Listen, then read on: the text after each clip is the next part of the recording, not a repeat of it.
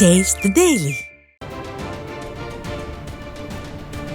திருவள்ளூர் மாவட்டம் பொன்னேரியில் கொட்டி தீர்த்த மழையால் தாயுமான் செட்டி தெருவில் 50க்கும் மேற்பட்ட வீடுகளுக்குள் தண்ணீர் புகுந்ததை கண்டித்து பொதுமக்கள் சாலை மறியலில் ஈடுபட்டு வருகின்றனர். அதன் விவரங்களை வழங்குவதற்காக நமது செய்தியாளர் டேவிட் குமார் இணைந்திருக்கிறார். அவரிடம் கேட்கலாம். வணக்கம் டேவிட் குமார்.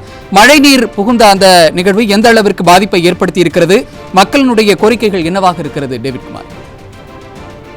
நிச்சயமாக சையத், அதாவது திருவள்ளூர் மாவட்டம் பொன்னேரியில் காலை முதலே கனமழை கொட்டி தீர்த்து வருகிறது. நேற்று நள்ளிரவு தொடங்கிய இந்த மழையானது மிதமாக பெய்த சூழலில் இன்று காலை முதல் கனமழை வெடித்து வாங்கி வருகிறது. சுமார் 1 மணி நேரத்திற்கு மேலாக கனமழை அவ்வப்போது பெய்து வருகிறது. இதனால் பொன்னேரி சாலைகளில் மழைநீர் பெருக்கெடுத்து ஓடுகிறது.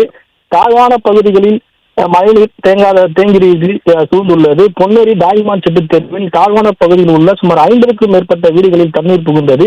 இதனால் வீடுகளில் உள்ள பொருட்கள் சேதமடைந்துள்ளது.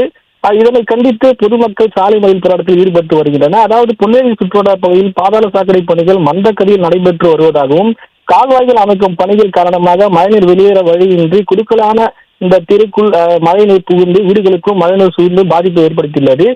இந்த மந்தகதியில் நடைபெறும் இந்த பாதாள சாக்கடை பணிகளை நகராட்சி நிர்வாகத்தினர் மெத்தன போக்கு காரணமாகவே வீடுகளில் தண்ணீர் புகுந்ததாக வேதனை தெரிவிக்கின்றனர். மேலும் இந்த சம்பவம் தொடர்பாக பொதுமக்கள் நகராட்சி நிர்வாகம் புகார் அளித்தும் நகராட்சி நிர்வாகம் இதனை கண்டிக்கவில்லை என்று கூறி பொன்னேரி திருவொற்றியூர் நெடுஞ்சாலையில் சாலையில் அமைந்த போராட்டத்தில் ஈடுபட்டனர். அப்போது அங்க காவல்துறையினர் பொதுமக்களிடம் சமரச பேச்சுவார்த்தை ஈடுபடுத்தி அப்புறப்படுத்தினர். தொடர்ந்து ஜேசிபியிடம் வரவேற்கப்பட்டு கால்வாய் உள்ள அடைப்புகளை அகற்றி மழைநீர் வெளியேற்ற பணியில் ஊழியர்கள் ஈடுபட்டனர். இதனிடையே மழைநீர் வீடுகளுக்கு புகுந்தோம், கடைக்கு புகுந்தோம், வீட்டு உபயோகப் பொருட்கள் அனைத்தும் தண்ணீரில் நனைந்து பழுதாகியுள்ளதாக பொதுமக்கள் வேதனை தெரிவித்துள்ளனர். சையத், விவரங்களை வழங்கியமைக்கு நன்றி டேவிட் குமார்.